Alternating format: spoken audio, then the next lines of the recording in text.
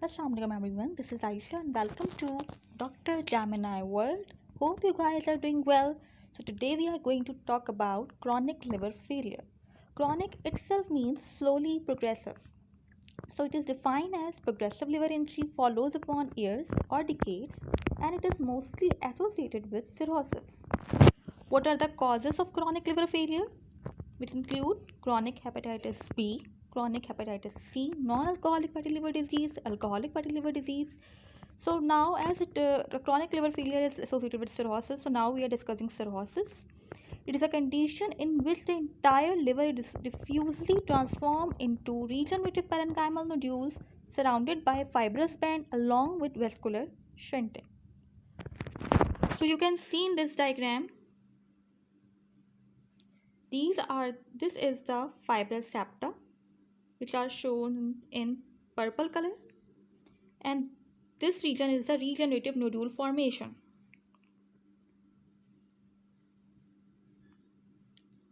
What are the causes of cirrhosis?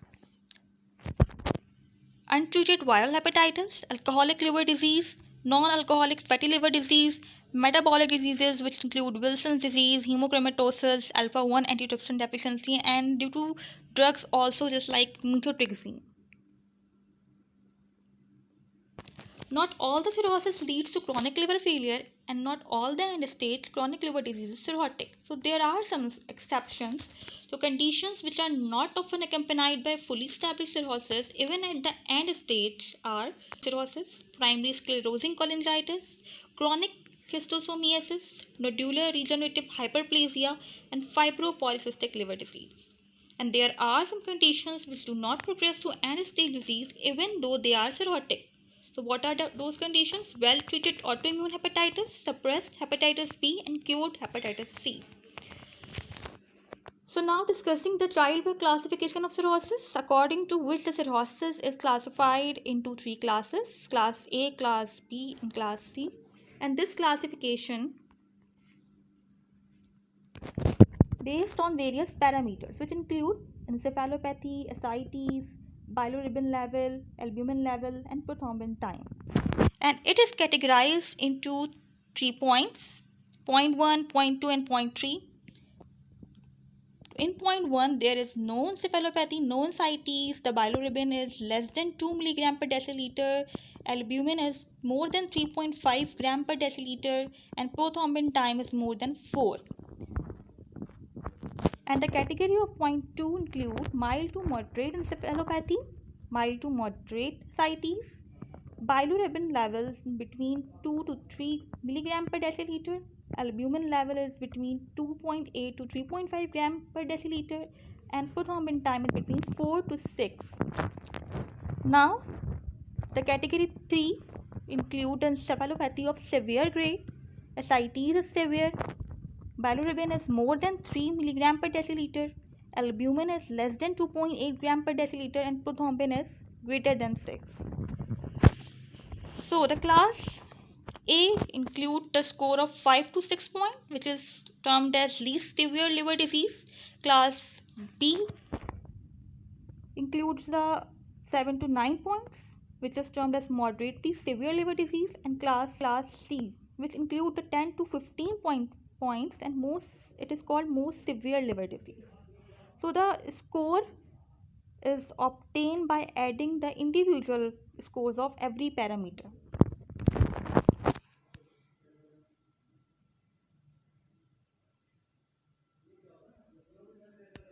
Now there is a rare term used which is known as cryptogenic cirrhosis. So cirrhosis with no clear cause is known as the cryptogenic cirrhosis. Now come to the morphology of the chronic liver disease.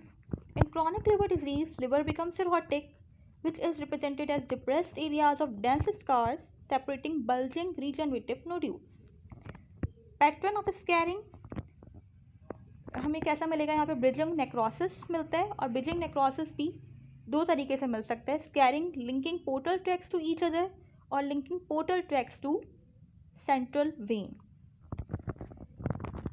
Biopsy specimens shows narrow fibrous septa separated by large island of intact parenchyma, and it will lead to less chances of portal hypertension. And if biopsy shows broad bands of dense scars with less intervening parenchyma, तो there will be more portal hypertension. तो हमें यहाँ पर जो बात note करनी है, that is of fibrous septa and the parenchyma. There will be the chances, तो फाइब्रस सेप्टा के बेसिस पर और पेरेन्काइमा की बेसिस पर हम पोर्टल हाइपरटेंशन के चांसेस बता सकते हैं कि अगर फाइब्रस सेप्टा नैरो है और इंटेक्टेड पेरेन्काइमा है, लार्ज आइलैंड्स हैं, तो there will be less portal hypertension. और अगर broad bands of fibrous septa मिलते हैं और लेस इंटरवेनिंग पेरेन्काइमा है, तो there will be more portal hypertension.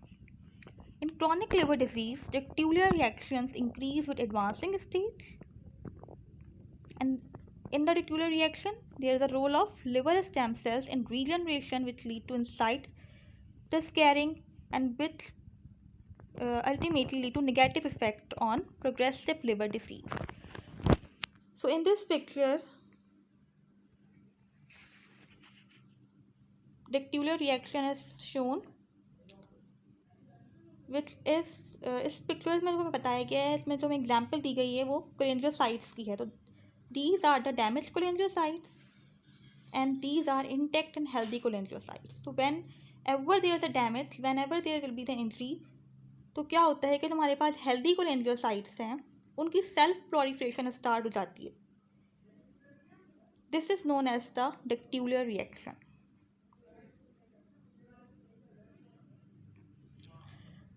Now, by the help of this picture, we discuss how fibrosis take place in cirrhosis.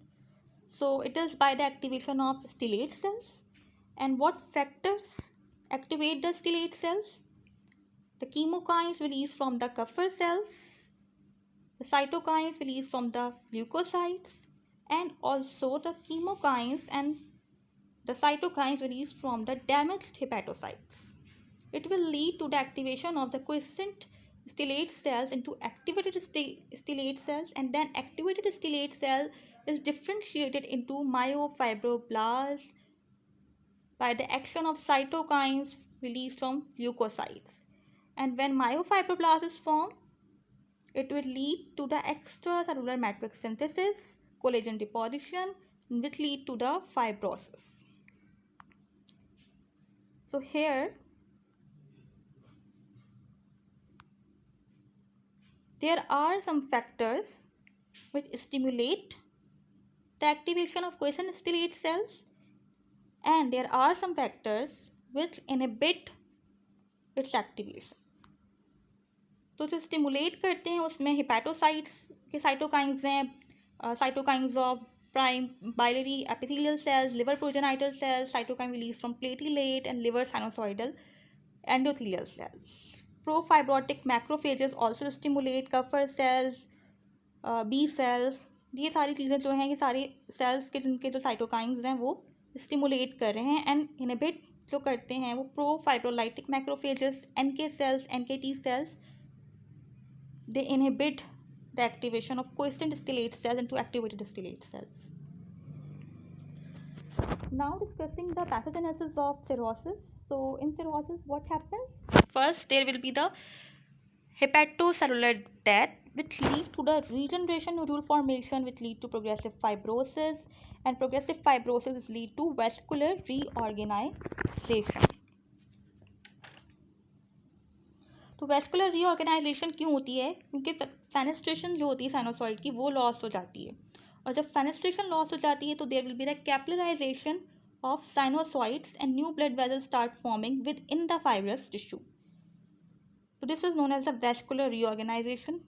Now classification of cirrhosis. So cirrhosis can be classified according to morphological basis and according to etiological basis. On morphological basis,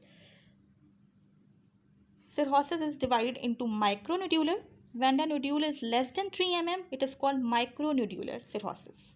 And macronodular cirrhosis, when the nodule more than 3 mm, it is known as the macronodular, and mixed category show both micronodules and macronodules.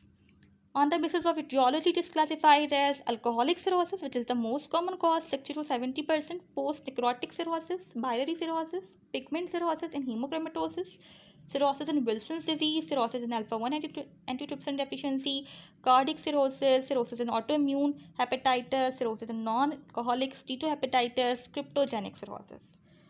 So this is the diagram of macronodular cirrhosis, which is most commonly occur in viral hepatitis B, C, and is the most common. So macronodular cirrhosis mostly occur in hepatitis B, C, Wilson's disease, alpha-1 antitrypsin deficiency, and this is the micronodular cirrhosis. You can see the nodules are micro, and here the nodules are macro. And the most common cause for this is the chronic alcoholism.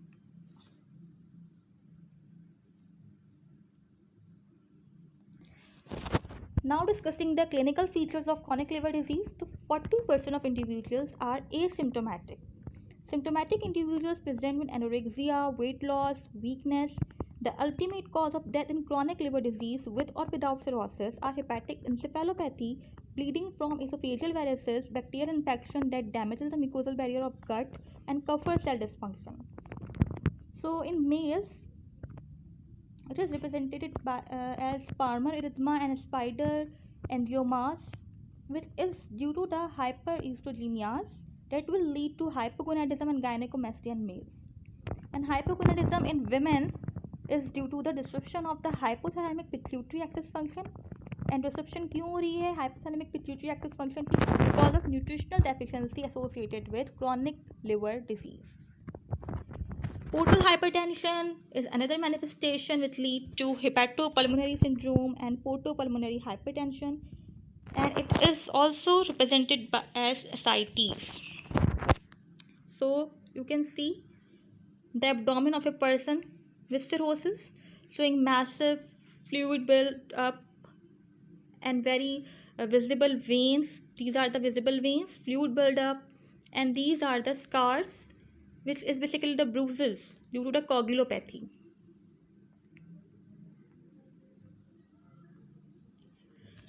Now discussing the acute and chronic liver failure.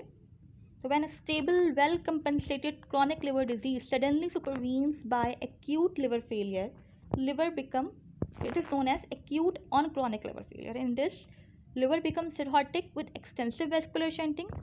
What are the causes of acute and chronic liver failure? So there are two categories of causes, intrahepatic causes and systemic causes.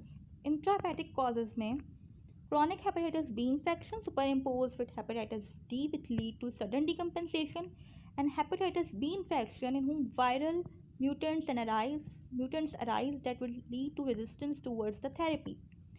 Systemic causes include sepsis, which lead to hypotension, or when there will be the hypotension, there will be vascular supply compromise, which lead to sudden acute injury. Cardiac failure, in cardiac failure, same phenomena.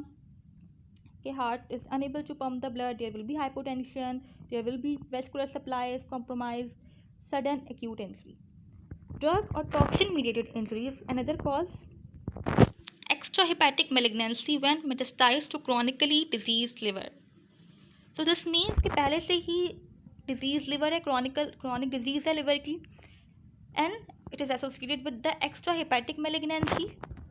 और extrahepatic malignancy जो है जब metastasize हो जाएगी liver में, तो it will lead to acute and chronic liver failure. So thank you for watching this tutorial, and if you like this, do subscribe, do share with your friends and others, and inshallah in the next tutorial we will discuss about portal hypertension. So live your life, live your dreams, explore your potential, and because you can do it. So don't forget to like, subscribe, share, and press the bell icon. Allah Hafiz.